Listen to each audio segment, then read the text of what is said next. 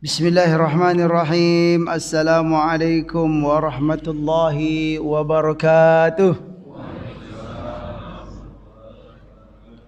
Alhamdulillahi rabbil alamin.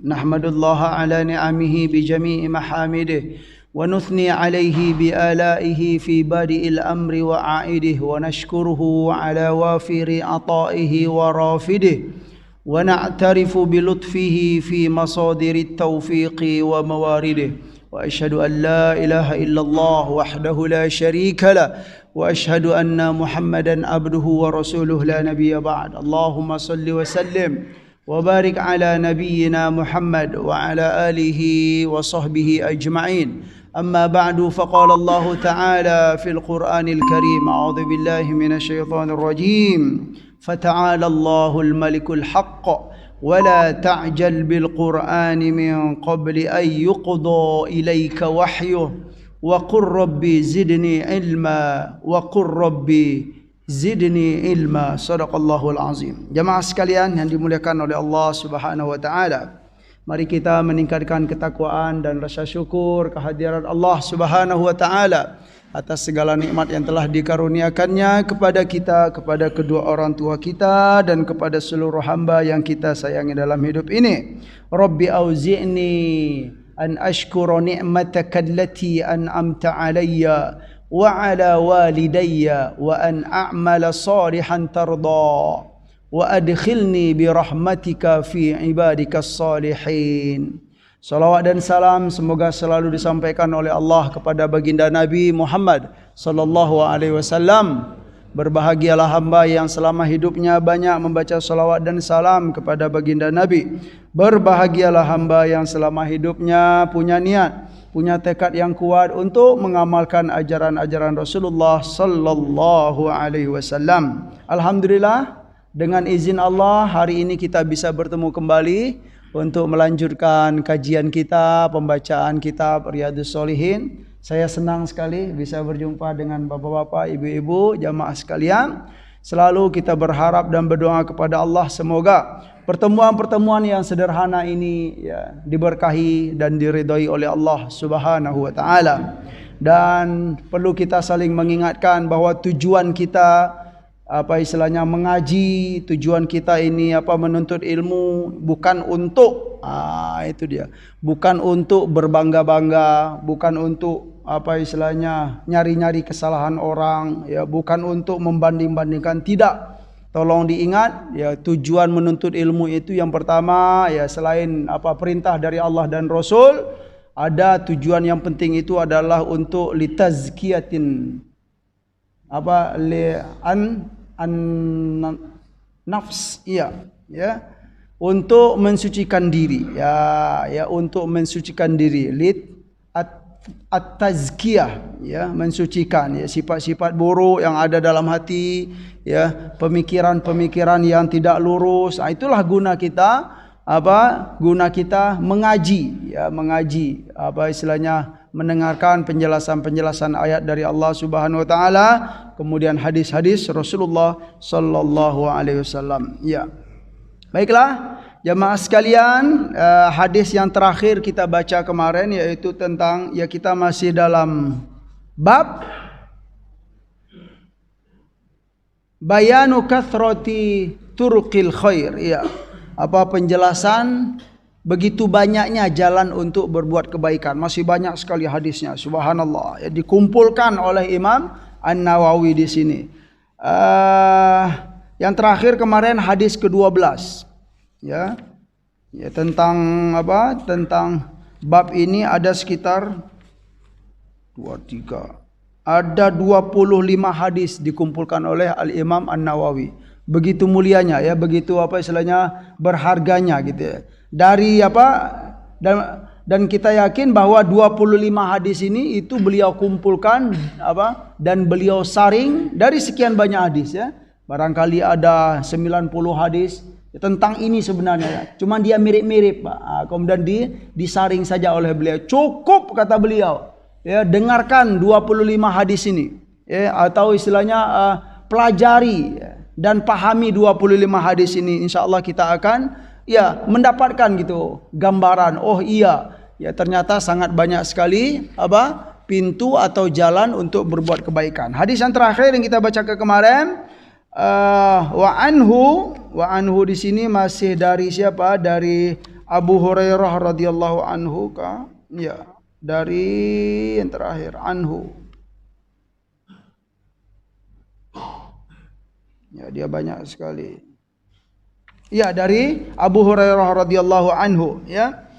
Beliau berkata, qala Rasulullah sallallahu alaihi wasallam, man tawaddaa fa ahsana al-wudu'a thumma ata ila al-jumu'ati fastama'a wa ansata, ya, ghufira lahu ma bainahu wa bainal jumu'ati wa ziyadatu 3 ayyam wa man massal hasa faqad lagha. Ya, ini hadis tentang apa Pak? Kemarin kita baca tentang apa istilahnya? Mempersiapkan diri untuk salat Jumat terutama, ya. Mungkin perlu kita kuatkan dengan hadis yang lain, ya. Kita pahami dulu, ya, hadis ini. Apa kata Nabi SAW? Barang siapa yang berwudu, man tawaddoa, ya, barang siapa yang berwudu kemudian fa ahsanal wudu'a, ya, fa ahsana itu dia berihsan dalam berwudunya, ya, memperbaiki wudunya. Wuduk benar-benar, tidak apa istilahnya sembarangan, ya, memperhatikan, ya, rukun, kemudian syarat-syarat yang harus diperhatikan, ya. Itu makna fa ahsanal wudu, berihsan dalam berwudu, atau juga boleh kita pakai istilah khusyuk dalam berwudu. Nanti hadis setelah ini kita akan dapat kaitannya bahwa dalam berwudu itu, ya, ada kekhusyuan, ya, bagi orang yang mengetahui ilmunya. Jadi siapa yang berwudu kemudian menyempurnakan wudunya, thumma ata ilal jumu'ati. Ini khusus tentang apa Pak? Bagi kaum laki-laki. Dia datang untuk solat Jumat, berarti wudunya bisa kita pahami di rumah, ya. Ini dulu wudu di rumah baik-baik atau wudu di kantor, kemudian dia ata ilal jumu'ati, nyampe di masjid, fastama'a wa ansota. Nyampe di masjid dia mendengarkan khotib berkhutbah, wa ansota itu diam, ya, itulah fastama'a, ya, kalau mendengarkan sudah pasti diam. Itulah istilahnya gaya bahasa yang dipakai oleh Rasulullah sallallahu alaihi wasallam, dan itu juga termasuk, ya, gaya bahasa Arab, ya. Kata kemudian kata itu langsung dijelaskan. Kita pun juga biasa pakai bahasa-bahasa begitu, gitu kan. Dalam Al-Qur'an banyak juga dipakai oleh Allah Subhanahu wa taala di dalam Al-Qur'an. Tsumma ata ilal jumu'ati, nyampe di masjid, ngapain dia Pak?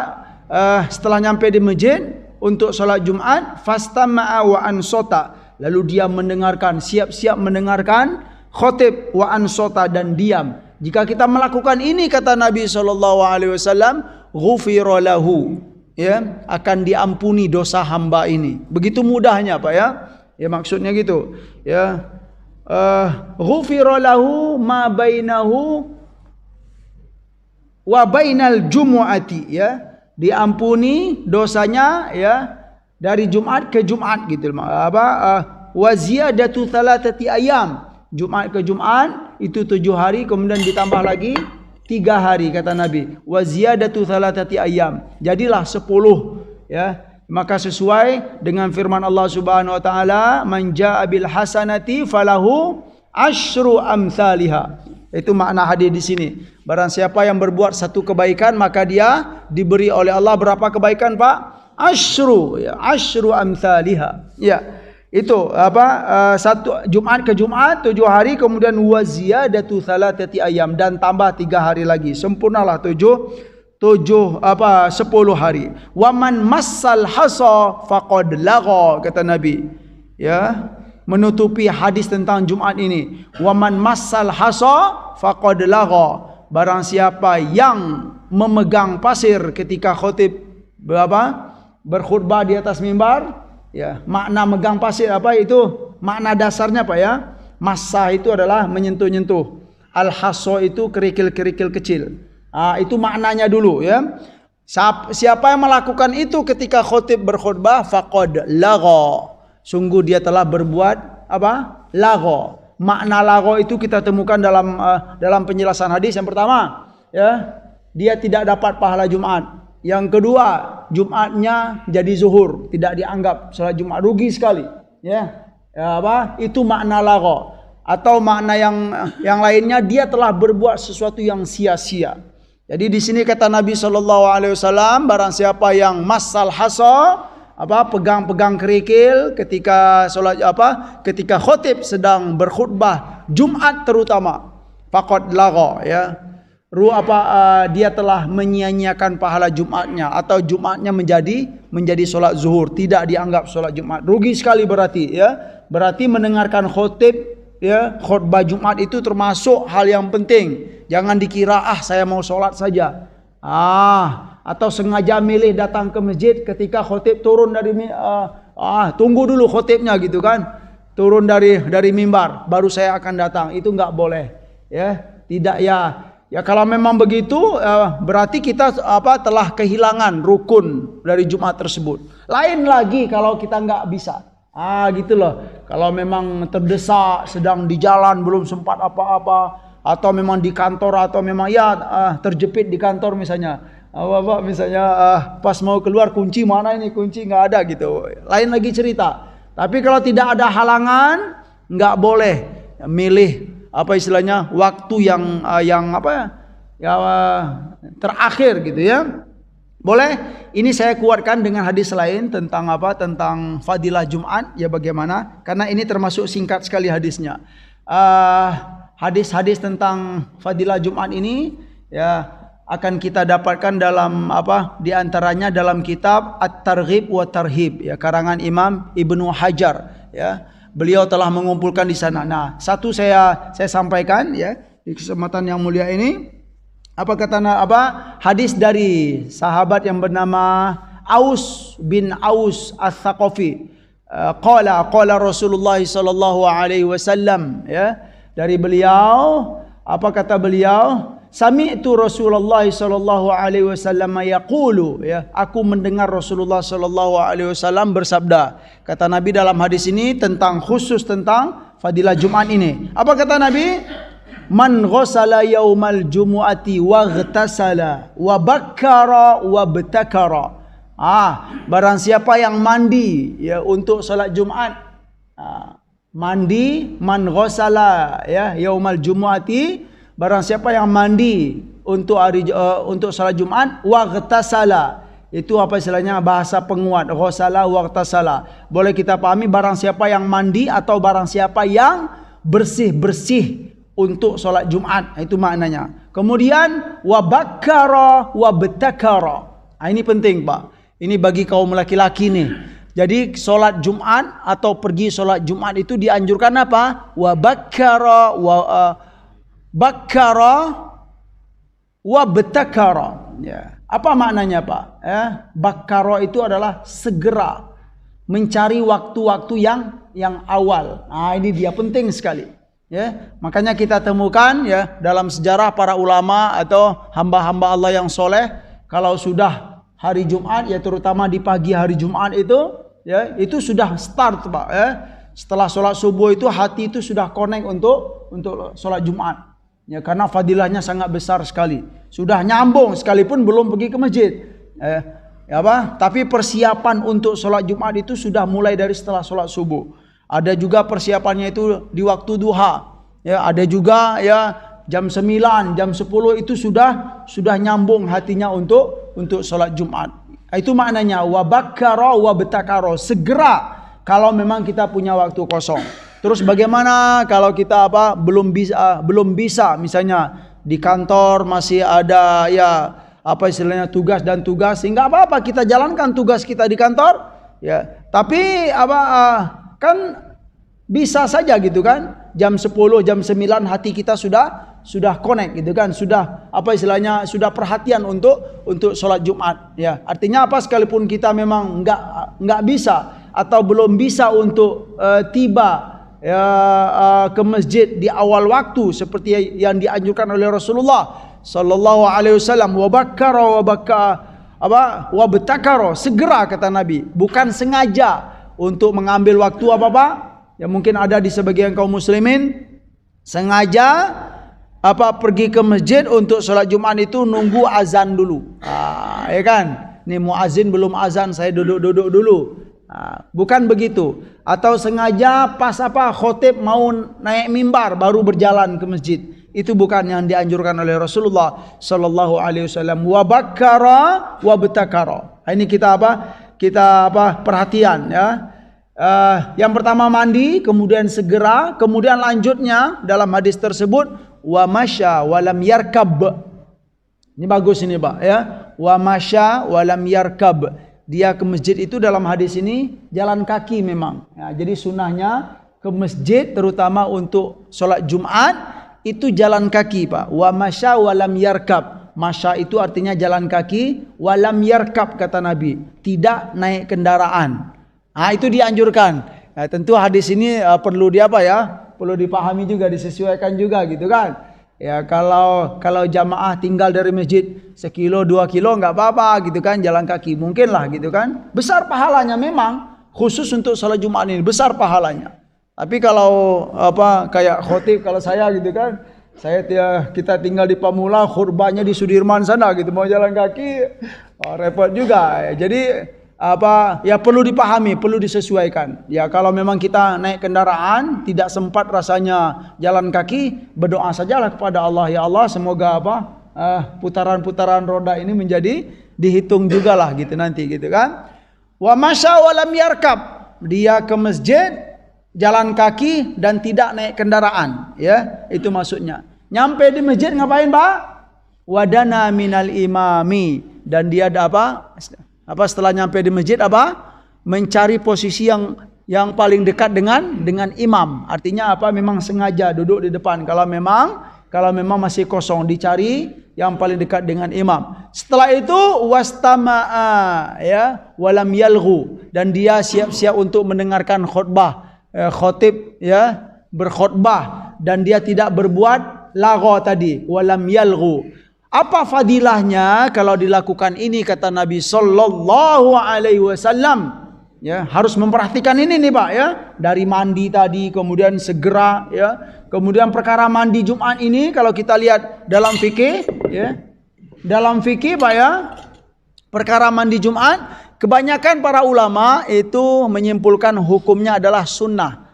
Mandi Jumat itu adalah sunnah, sekalipun ada sebagian ulama gitu mengatakan mandi Jumat itu wajib hukumnya. Ya karena memang ada hadis ya, wajibun ala kulli muhtalim, yaitu diantaranya wajib ya, hukum mandi Jumat itu terutama bagi orang yang baligh. Memang ada hadisnya, zahirnya begitu, tapi kebanyakan para ulama mengatakan mandi Jumat itu tidaklah wajib ya, tetapi hukumnya sunnah. Ya, mandi kemudian segera, kemudian jalan kaki, tidak naik kendaraan, kemudian nyampe di masjid ngapain, Pak? Cari posisi yang paling dekat dengan imam, paling depan gitu, kemudian dia siap-siap mendengarkan khutbah Jumat. Apa fadilahnya di sini? Kana lahu bikulli khutwatin, kata Nabi sallallahu alaihi wasallam. Hamba yang begini, setiap langkah yang ia langkahkan dari rumahnya tadi ke masjid, kana lahu bikulli khutwatin ya amalu sanatin, dia dapat pahala beramal 1 tahun. Ngeri sekali pahalanya, Pak ya. Sebesar ini hadis yang kalau menurut saya yang perlu didengarkan oleh kaum muslimin ya. Perkara sepele tapi kok istilahnya ya, fadilahnya besar sekali gitu kan. Dan hadisnya sahih gitu kan, kuat, bisa dijadikan sebagai dalil. Jadi setiap langkah, 1 langkah kata Nabi SAW khusus untuk Jumat nih. Ini fadilah Jumat. 1 langkah itu dia diberi pahala oleh Allah amalu sanatin, beramal 1 tahun. Dijelaskan lagi di akhir hadis itu beramal apa? Ya, ajru siyamiha wa qiyamiha. 1 langkah itu dapat pahala beramal 1 tahun. Beramal apa kata Nabi? Dapat pahala puasa 1 tahun dan qiyamul lail 1 tahun. La ilaha illallah. Besar sekali ya, Pak ya.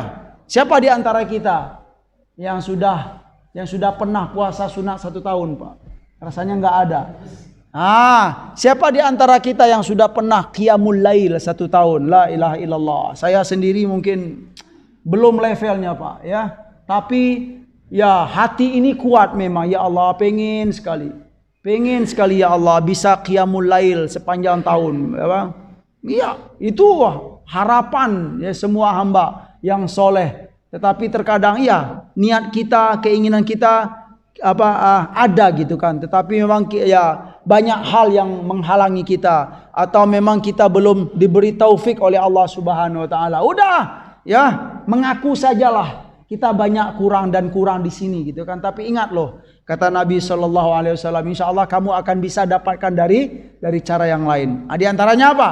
Kalau pengen dapat pahala puasa sunat 1 tahun dan qiyamul lail 1 tahun, cobalah praktekkan ya amalan ini Pak, gitu kan? Ya terutama bagi kaum laki-laki, ya kan? Mandi ya untuk sholat Jumat, kemudian segera, jangan sengaja pilih waktu terakhir, kemudian kalau bisa ini, gitu kan, berjalan kaki ke masjid untuk sholat Jumat, kemudian nyampe di masjid sengaja pilih apa Pak? Pilih tempat yang paling dekat dengan imam ya, wadana minal imam, dan siap-siap mendengarkan khotib berkhutbah. Itu pahalanya dapat beramal 1 tahun ya Masya Allah, ajru siyamiha wa qiyamiha, pahala sunat puasa sunat 1 tahun dan qiyamul lail 1 tahun ya.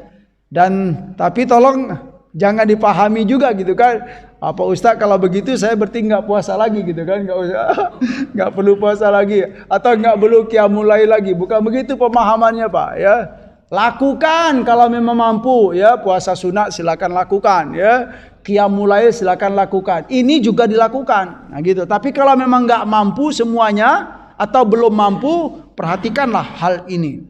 Itu baru 1 hadis loh tentang fadilah Jumat. Masya Allah banyak sekali hadis-hadis ya, yang saya syukur alhamdulillah sudah mulai menyampaikan hadis-hadis fadilah Jumat ini, terutama di khutbah gitu kan ya. Semoga menjadi perhatian bagi kaum muslimin bahwa perkara Jumat itu bukanlah hal yang sepele gitu kan, hal yang penting untuk diperhatikan ya. Banyak fadilah dan kebaikan-kebaikan yang akan kita dapat. Baiklah, hadis yang baru insyaallah, wa anhu ya, dari Abu Hurairah juga, anna Rasulullah sallallahu alaihi wasallam qala, bahwa Rasulullah sallallahu alaihi wasallam bersabda, idza tawadda'a al-'abdul muslim awil mu'min faghasala wajhahu kharaja min wajhihi kullu khati'atin nadhara ilaiha bi'ainihi ma'al ma' aw ma'a akhiri qatril ma' fa idza ghasala yadayhi kharaja min yadayhi kullu khati'atin kana batosatha yadahu ma'al ma' aw ma'a akhiri qatril ma' fa idza ghasala rijlaihi kharajat kullu khati'atin masatha rijlahu ma'al ma' aw ma'a akhiri qatril ma' hatta yakhruja naqiyan minadz-dzunubi. Rawahu Muslim wa Ahmad. Bagus. Apa hadis yang ini ya, dari Abu Hurairah radhiyallahu anhu, bahwa Rasulullah sallallahu alaihi wasallam bersabda, apabila seorang hamba muslim atau mukmin berwudu ya, tawaddoa, kemudian faghasala wajhahu ya, di sini dia langsung membasuh wajah ya. Kemudian ketika dia membasuh wajah itu, kata Nabi sallallahu alaihi wasallam, kharaja min wajhihi kullu khati'atin, maka kharaja itu keluarlah atau berguguranlah ya segala khati'ah. Khati'ah itu apa artinya Pak? Kesalahan atau dosa. Kullu itu semua dosa, semua kesalahan yang ia lakukan, nadhara ilaiha bi'ainihi ma'al ma', yang mana dosa itu dia lakukan ya dengan penglihatannya ya, yang ia pakai dengan matanya itu ya. Bagaimana cara keluarnya, istilahnya gugurnya dosa tersebut? Kata Nabi, dia berguguran berserta ma'al ma'i, dengan air yang jatuh, air wudu itu Pak ya, gugur semua ya, berjatuhan semua segala dosa yang ada di wajah ini bersama air. Au ma'a akhiri qatril ma, atau bersama akhir dari tetesan air yang ia pakai mencuci wudu ya. Ya, Masya Allah. Kemudian faida ghasala yadaihi kharaja min yadaihi kullu khati'atin kana batosatha yadahu ma'al ma. Ya, ketika dia mencuci kedua tangannya, maka keluarlah ya, berguguranlah ya, berjatuhanlah segala khati'ah, segala dosa dan kesalahan yang ia lakukan dengan apa? Tangannya itu. Bersama apa? Ma'al ma'i, kata Nabi ya, berjatuhan bersama air, atau bersama akhiri qatril ma, atau bersama dengan akhir tetesan air. Ya, Masya Allah. Itu gambaran dari Rasulullah sallallahu alaihi wasallam. Terus faida ghasala rijlaihi ya, kharajat kullu khati'atin masatha rijlahu ya ma'al ma, dan apabila dia membasuh kedua kakinya, maka keluarlah, berguguranlah, berjatuhanlah kullu khati'atin, segala dosa dan kesalahan yang ia lakukan apa? Masatha rijlahu. Masatha itu adalah yang apa? Dia berjalan dengan kedua kakinya itu ya, tentu kepada hal-hal maksiat. Bersama apa? Ma'al ma'i, dosa dan kesalahan itu berjatuhan bersama air wudunya itu. Atau ma'a akhiri qatril ma, atau bersama atau seiring dengan akhir tetesan air wudunya itu. Lanjut Nabi menutup hadis ini, hatta yakhruja naqiyan minadz-dzunubi. Ya, sampai hamba ini, jamaah sekalian yang dimuliakan oleh Allah Subhanahu wa taala, yakhruja, selesai atau bersih, selesai atau keluar, naqiyan minadz-dzunubi, atau dia apa istilahnya, naqiyan itu bersih ya, suci lagi dari segala dosa dan kesalahan. Karena apa? Ini karena hanya karena perkara wudu saja. Apa istilahnya? Membasuh wajah, kemudian mencuci kedua tangan dan kedua kaki kita. Dalam hadis ini memang tidak disebutkan, jamaah sekalian yang dimuliakan oleh Allah Subhanahu wa taala, apa ya? Apa ini dulu, kemudian kumur-kumur, kemudian apa? Kumur-kumur itu madmadah, kemudian istinsyak ya. Dalam hadis ini memang tidak ditemukan. Dalam hadis lain kita temukan. Gitu loh. Dari sini juga perlu kita dapatkan bahwa riwayat hadis itu banyak. Jadi dalam mengambil hukum enggak cukup dengan pakai satu hadis ya. Kalau kita pengen mengkaji hukum atau mengeluarkan sebuah hukum ya, hadis yang lain harus dilihat. Karena kalau hanya pakai hadis ini saja, maka kita tidak dapatkan sunnah-sunnah wudu. Berarti apa? Hanya wajib wudu saja. Gitu dia. Jemaah sekalian yang dimuliakan oleh Allah Subhanahu wa taala. Hadis berikut ya, masih dari Abu Hurairah radhiyallahu anhu. Hadis yang ke-14, wa anhu ya, an Rasulillah sallallahu alaihi wasallam, dari Rasulullah sallallahu alaihi wasallam, qala as-salawatul khamsu wal jumu'atu ilal jumu'ati wa ramadanu ila ramadan mukaffiratun lima bainahunna idza jtunibatil kabair.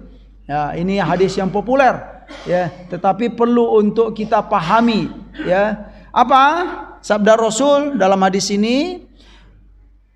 Qala as-salawatul khamsu ya, salawat itu jamak dari solat yang 5 waktu itu ya. Wal jumu'atu ilal jumu'ati, Jumat ke Jumat ya, kemudian antara solat 5 waktu, subuh, zuhur, asar, maghrib dan isya ya, itu maknanya. Apa di antara keduanya. Kemudian Jumat, dari Jumat ke Jumat, kemudian dari Ramadan ke Ramadan ya. Itu semua kata Nabi sallallahu alaihi wasallam mukaffiratun. Mukaffirat itu apa Pak? Penggugur, penghancur ya. Jadi di sini kafir itu juga termasuk apa? Penghancur maknanya. Tapi apa? Asal makna kufur itu adalah as-sitr ya, menutupi atau taghtiyah, ya, penutup atau menutupi. Tetapi makna lain dari mukaffirat atau kufur itu apa? Menghancurkan, menggugurkan gitu ya. Mukaffiratun, ya, mukaffirat itu menggugurkan lima bainahunna, ya, dosa-dosa apa yang dilakukan di antara keduanya itu.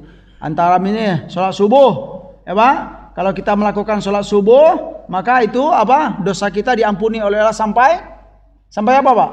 Zuhur, itu maknanya. Zuhur nanti asar, nah, begitu dia. Jumat, ya, kaum laki-laki, ya, terutama, ya, kalau melakukan sholat Jumat lillahi ta'ala, kemudian memperhatikan sunnah-sunnahnya, fadilah-fadilahnya, insya Allah doa apa? Dosa kita dari Jumat ke Jumat itu telah diampuni oleh Allah Subhanahu wa ta'ala. Ramadan ke Ramadan, Masya Allah. Tapi apa? Ini perlu dijelaskan Pak, ya. Yang bagaimana yang bisa menghapuskan dosa itu. Tentulah gitu kan, bukan beribadah sembarangan. Ini penjelasan dari dari para ulama. Mukaffiratun lima bainahunna, dengan syarat yang pertama, kalau dia tidak melakukan dosa besar. Berarti bisa kita pahami juga dosa yang diampuni itu adalah dosa-dosa kecil. Kalau dosa-dosa besar dia harus khusus dengan bertaubat kepada Allah Subhanahu wa taala. Ya, ini penjelasan annal qiyama bihadhil wajibat ala khairi wajhin yakunu sababan li ayyaghfirallah, ya. Jadi catatan yang harus kita perhatikan itu adalah sholat 5 waktu Jumat ke Jumat, Ramadan ke Ramadan itu penghapus, ya, penggugur dosa-dosa kecil kita. Tapi catatannya apa Pak? Perkara ini, ya, amal ini dilakukan apa? Ala khairi wajhin. Ya, kalau ini dilakukan dengan sebaik-baik cara atau sebenar-benar cara atau sungguh-sungguh memperhatikan, bukan asalan, itu dia maksudnya. Berarti ini apa Pak? Dikaitkan dengan perkara ilmu lagi. Itu dah. Dari sini kita kita dapatkan pelajaran bahwa sholat 5 waktu, kemudian Jumat ke Jumat dan semuanya itu harus dilakukan dengan apa? Ilmu. Dari sini kita dapatkan pentingnya menuntut ilmu dalam al-Islam. Ya, jangan dikira, ya, istilahnya semua hamba yang sholat itu sama saja.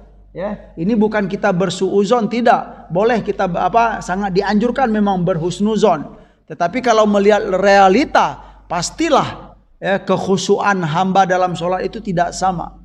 Gitulah. Siapa yang paling yang paling banyak berlatih dalam berkhusyuk, ya, insya Allah dia akan lebih daripada yang lain. Ya, tentulah gitu kan, hamba yang tahu tentang as-sholat, sebenarnya apa itu sholat, apa tujuan sholat, kenapa kita sholat, gitu loh. Berbeda, ya, dengan orang yang sholat hanya sholat saja, tidak bisa disamakan. Ya, karena memang itulah, ya, dari itu kita dianjurkan selalu untuk menuntut ilmu dalam al-Islam. Ya, sebenarnya apa Pak? Kita menuntut ilmu itu, ya terkadang kan kita melihat tuh dalam hadis Rasulullah SAW, gitu. Di antaranya Pak, seperti hadis Rasulullah kepada Abu Dar, ya, saya teringat. Apa kata beliau kepada Abu Dar? Wahai Abu Dar, ya, bi antaghdu, ya, kemudian fatata'allama ayatan min kitabillah khairun laka min an tusalliya mi'ata raka'atin. Ini bagus, ya, hadis tentang motivasi untuk menuntut ilmu. Suatu hari Rasulullah berkata kepada Abu Dar, wahai Abu Dar, ketika kamu berada di pagi hari, ya, bi antaghdua, kemudian berada di pagi hari itu, fatata'allama ayatan min kitabillah. Kamu hanya belajar nih Pak, di pagi hari atau setiap pagi hari kamu fatata'allama ayatan min kitabillah. Kamu belajar 1 ayat saja dari Al-Quran. 1 ayat Pak. Bukan banyak-banyak, 1 ayat. Tetapi 1 ayat ini dipelajari betul-betul. Ya, bukan hanya bacaan saja, tetapi memaknai maknanya, kemudian hukum yang ada di dalamnya, itu maknanya. Belajar, ya. Yang intinya adalah belajar 1 ayat saja, kata Nabi, di pagi hari. Itu lebih baik, khairun laka min an tusalliya mi'ata raka'atin. itu lebih baik bagimu daripada kamu sholat sunat 100 rakaat. Subhanallah. Itu pentingnya ilmu dalam al-Islam. Ya, ada lagi lanjutan lanjutan hadis tersebut. Bi antaghduwa, kata Nabi SAW, kamu berada di pagi hari kemudian fatata'allama baban. Kalau yang pertama tadi 1 ayat, kemudian selanjutnya lalu kamu mempelajari 1 bab dari ilmu, ya, ilmu dalam Islam, dalam ayat Allah, kemudian dalam hadis Nabi, 1 bab saja, ya, itu khairun laka min antusolliya alfarokaatin. Gimana Pak? Itu lebih baik, ya, bagimu daripada kamu sholat sunat 1000 rakaat. Belajar, penting sekali belajar. Subhanallah. Nah, makna hadis ini sebenarnya, ya, kan kita pahami nih Pak, Bapak dan Ibu, kita belajar 1 ayat, ya, tentang Al-Quran contohnya, itu lebih bagus daripada sholat sunat 100 rakaat. Maknanya apa? Bukan berarti sholat sunat itu tidak baik. Tolong diperhatikan, ya, jangan salah paham. Berarti sholat sunat nggak bagus, belajar aja gitu kan? Bukan itu, ya. Maksudnya adalah dengan kamu belajar, itu kamu itu akan meningkatkan kualitas sholat kamu. Itu sebenarnya, ya, kamu itu berjuang untuk menjadikan sholat kamu itu lebih baik. Itu maknanya Pak. Bukan berarti sholat itu nggak baik, ya. Nanti dipraktekkan lagi. Itu kata Pak Ustadz tuh, ngaji itu lebih baik daripada sholat 100 rakaat. Salah paham, ya. Bukan itu, ya. Makna hadis di sini apa? Sholat itu tetap baik, ya. Cuman maknanya adalah kita belajar itu sebenarnya tujuannya untuk menyempurnakan sholat kita, menjadikan sholat kita itu lebih berkualitas. Makanya belajar ini penting, kata Nabi. Atau makna lainnya, orang yang sholatnya dengan ilmu, ya, itu jangan disamakan dengan orang yang sholatnya tanpa belajar. Gitu loh. Bagaimana seseorang hamba yang sholatnya akan bisa berkualitas sedangkan dia tidak tahu tentang ilmu tentang sholat tersebut, hanya sholat saja. Itu jemaah sekalian yang dimuliakan oleh Allah Subhanahu Wa Taala. Jadi, ya, amalan yang dapat menghapus atau menggugurkan dosa itu, ya, bisa kita jadikan sebagai catatan jika dilakukan ala khairi wajhin, dengan cara yang terbaik. Nah, cara yang terbaik inilah, ya, di antara doa kita yang diajarkan oleh Rasulullah SAW. Apa doa yang diajarkan oleh Nabi? Allahumma a'inni ala dzikrika wa syukrika. Terus apa Pak? Wa husni ibadatik. Ini Pak, husni ibadatik itu. Ya Allah, tolonglah hamba ya Allah. Beri hamba kekuatan. Itu maknanya, ya. A'inni, beri hamba kekuatan. Tolonglah hamba ya Allah untuk bisa selalu zikrik, ya, berzikir kepadamu. Wa syukrika, dan mensyukuri nikmatmu. Ini yang ketiganya apa Pak? Wa husni ibadatik, dan beribadah dengan cara yang terbaik tadi. Karena dengan itulah, dengan cara ibadah yang terbaik itulah, ya, insya Allah dosa-dosa kita diampuni oleh Allah Subhanahu Wa Taala dengan cara yang terbaik. Nah, bagaimana cara agar, ya, ibadah kita itu bisa menjadi husn, gitu kan, menjadi yang terbaik? Mau nggak mau harus apa tadi Pak? Belajar, gitu loh, belajar ilmunya. Ya, cukup di sini dulu. Alhamdulillah, ya, kita hari ini sudah menyampaikan 2 hadis saja, ya. Kemudian ada tambahan hadis pelengkap tadi tentang fadilah Jumat. Semoga apa yang kita sampaikan, yang kita dengarkan bermanfaat, terutama bagi kami yang menyampaikan dan buat kita semua yang mendengarkan. Dan kita selalu berharap kepada Allah dan berdoa agar diberi kekuatan serta taufik untuk mengamalkan apa yang kita dengarkan dari hadis-hadis Rasulullah sallallahu alaihi wasallam. Barangkali ada yang mau bertanya atau menanggapi, dipersilakan. Jamaah sekalian yang dimuliakan oleh Allah Subhanahu wa taala. Silakan Pak Dokter. Barakallah. Oh iya, Masya Allah. Ya, sebenarnya itu termasuk penjelasan yang perlu kita jelaskan. Cuman hadis yang kita bacakan tadi itu istilahnya belum terlalu detail begitu Pak, ya. Oke, baik. Yang pertama tentang apa tadi Pak Dokter? Oh iya, Ada yang bertanya nih tentang apa istilahnya ya malam Jumat. Ya, malam Jumat. Iya. Di masjid yang lain itu saya pernah ditanya, Pak Ustadz, ada nggak hadis tentang apa istilahnya hubungan suami istri di malam Jumat itu gitu kan? Nah ternyata setelah kita itu Pak, ini sejauh itu ya, sejauh apa istilahnya, sejauh bacaan saya gitu kan, itu hadis khusus tentang ya apa istilahnya bergaulah dengan suami istri di malam Jumat, tentang itu saya belum temukan yang khusus tentang itu Pak ya.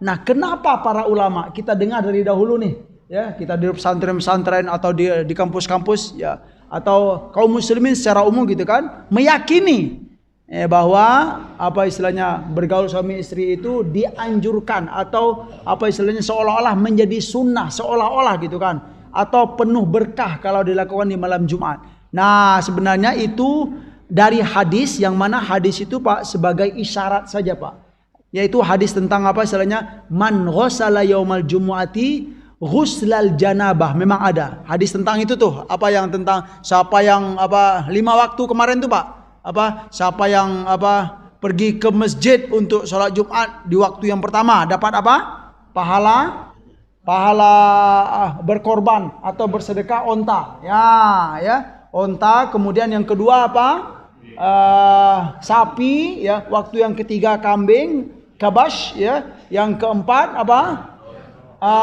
dapat ayam, pahala sedekah ayam, yang kelima dapat pahala telur. Nah sebelum ini Pak, itu diawali oleh Nabi, man ghassala yaumal jumu'ati ghuslal janabah. Ini dia ya, barang siapa yang mandi di hari Jumat, yaitu mandinya mandi Pak? Mandi janabah. Nah dari sini ya, setelah dia mandi, dia persiapan tuh untuk sholat Jumat laki-laki. Kalau dia datang di waktu yang awal dapat onta dan lain-lain itu. Jadi sebelumnya itu Pak, mandi di hari Jumat itu adalah mandi mandi janabah. Dari hadis ini, gitu loh. Dari hadis inilah mandinya mandi janabah. Baik itu mandinya Pak Dokter, baik mandinya setelah subuh. Tadi disebutkan Pak Dokter ya, setelah subuh. Yang kita pahami berarti mandinya setelah subuh dong. Tapi tidak harus setelah subuh. Boleh jadi mandi janabahnya sebelum subuh gitu loh. Yang intinya adalah di malam Jumatnya. Nah dari hadis inilah para ulama itu memahami bahwa berhubungan suami istri di malam Jumat itu dianjurkan atau berkah. Dari isyaratnya Pak ya, dari isyaratnya. Karena dalam hadis Nabi, barang siapa yang mandi di hari Jumat, mandinya mandi janabah. Bukan berarti berjunublah kalian di malam Jumat, tidak ada hadisnya. Nah gitu loh. Ya kan? Hadis yang khusus bergaullah kalian di malam Jumat, saya belum temukan. Tapi kalau isyaratnya ada, ya mandi di hari Jumat, mandi janabah. Kemudian dia siap-siap untuk datang ke masjid. Kemudian dapat pahala-pahala ini. Gitu Pak Dokter. Jadi mandinya itu boleh jadi setelah subuh atau sebelum subuh, nggak masalah. Tetapi yang jelas kenapa dia mandi, gitu loh Pak ya. Kenapa dia mandi janabah? Karena ada sebab di malam hari. Nah itu dia. Sebentar. Ya. Sebentar Pak ini.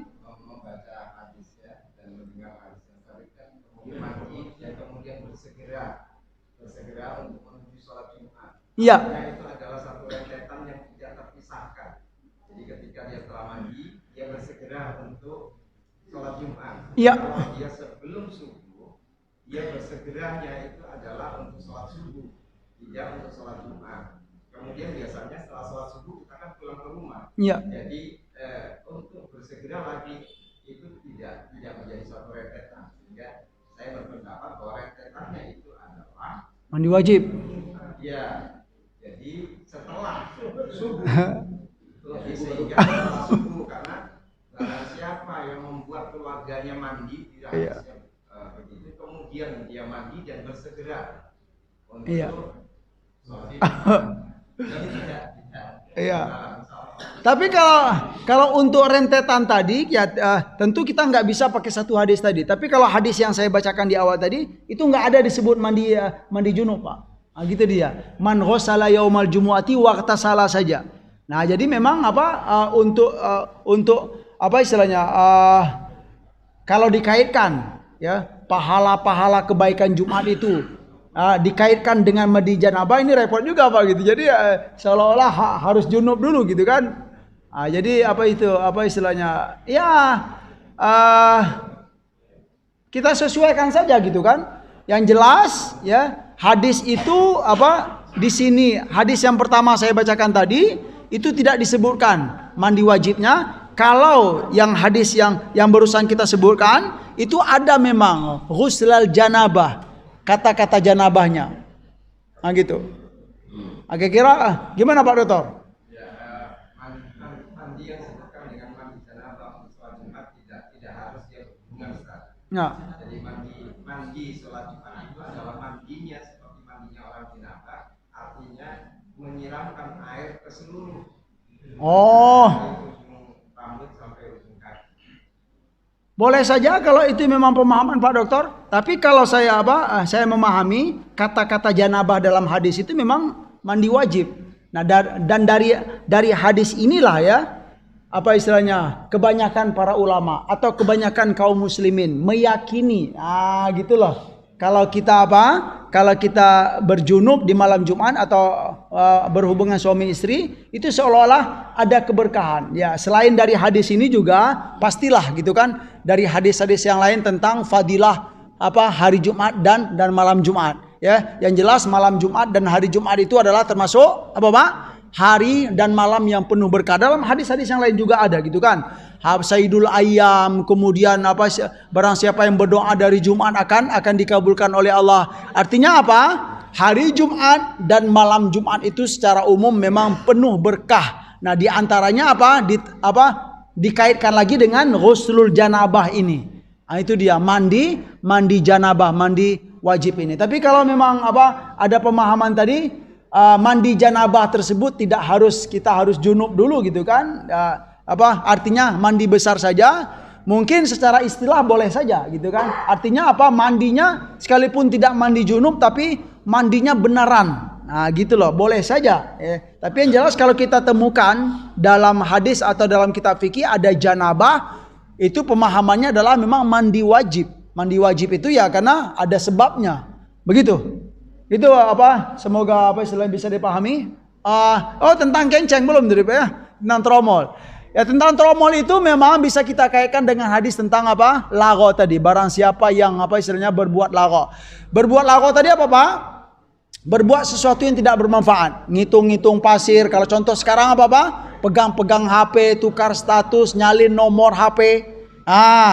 Atau mikirin-mikirin yang lain itu lago. Ya, jangankan untuk berbuat begini ya kan, dalam hadis gitu kan. Apabila kamu ada temanmu di samping, dia berbicara ketika khotib berkhutbah, kemudian kamu ingin menegurnya, ya, kamu bilang, "Hei, diam." Itu kamu telah berbuat lago.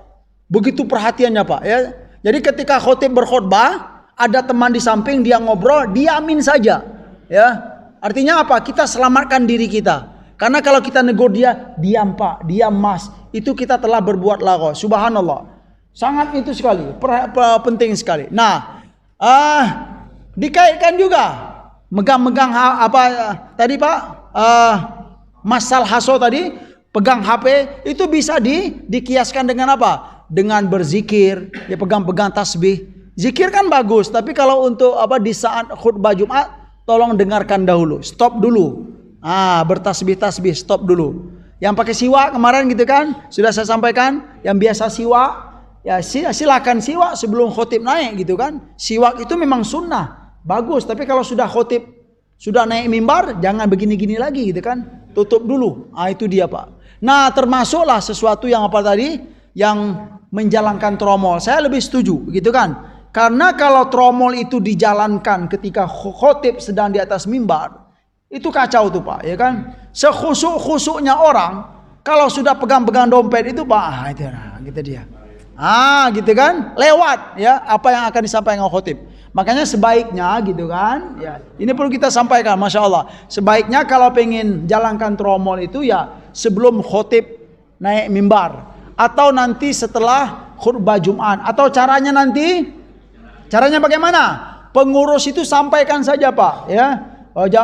Jamaah sekalian, ya di hari Jumat kita dianjurkan untuk banyak beramal soleh. Bagi yang ingin bersedekah, kami sudah siapkan di depan pintu. Ya, yang jelas apa istilahnya, intinya itu dalam bersedekah itu Pak, kita itu memahamkan kepada umat itu fadilah bersedekah. Orang kalau sudah tahu fadilahnya Pak, tromol itu nggak dijalankan, dia akan mencari. Nah, kalau memang tahu fadilah sedekah, nggak ada tromol akan dicari, nggak perlu dijalankan tromol tersebut. Jadi memang yang penting itu adalah kepahaman tentang makna. Nah, bagaimana kalau tromol itu tetap dijalankan? Ya kita silakan rasakan saja. Ya kalau memang tromol itu akan menyibukkan kita, nauzubillah. Ya kita akan telah berbuat lagho, sia-sia pahala Jumatnya. Nah gitu loh. Ya kalau boleh saya bertanya, di Jabal Rahmah ini gimana Pak? Tromolnya kapan jalan? Pas khutbah ya. Nah ini perlu ya kalau bisa ya tolong istilahnya diperhatikanlah. Ya gitu loh. Tolong dibicarakan mana sebaiknya. Yang jelas kita sudah sampaikan gitu kan? Karena itu termasuk dikhawatirkan membuat lagho. Mungkin sebagian kita akan menyampaikan pendapat, Pak Ustadz, kalau tromol itu dijalankan setelah khutbah kosong isinya. Gitu loh. Atau kalau tromol itu dijalankan sebelum khutbah, jamaah belum pada datang. Itu alasan kebanyakan. Ya sebenarnya itu jangan dalil atau hujah yang kurang kuat lah kalau menurut saya gitu kan. Yang penting itu beri pemahaman kepada jamaah tentang sedekah itu. Ya, orang kalau sudah berniat sedekah itu nggak perlu dijalankan, akan dicari, itu intinya Pak.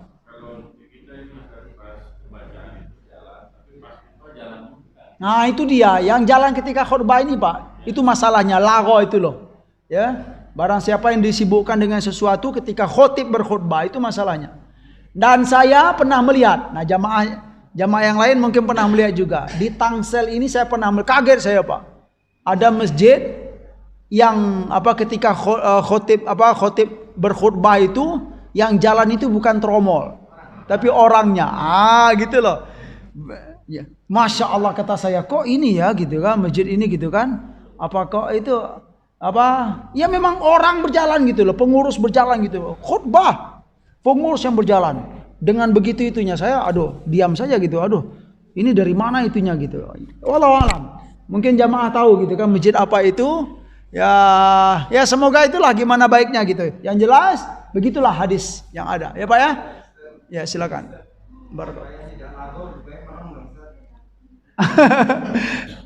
Supaya tidak lagho. Iya. Nah itu loh Pak. Kalau tromol berjalan di depan kita, ya kan? Nah mau nggak mau kan begini itu kan? Nah itu dia. Ya merem. Ya merem kalau tidur nanti repot juga Pak ya. Gitulah. Ya merem kita misalnya. Ketika tromol lewat, ya kita merem, tapi tetap saja gitu kan. Tromol itu harus dijalankan, mengganggu orang Pak sebenarnya. Iya, begitulah subhanallah. Jadi repot. Mendingan kalau tromol itu hanya dipegang atau disentuh satu orang. Ini kalau berjalan semuanya kan kena semua, lagho semua gitu kan. Repot.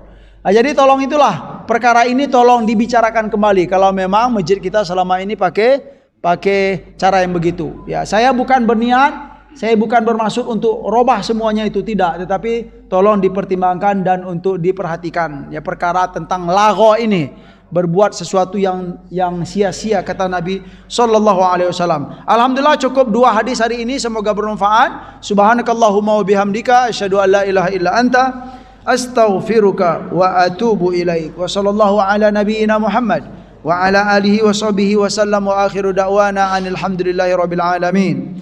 Wassalamu alaikum warahmatullahi wabarakatuh.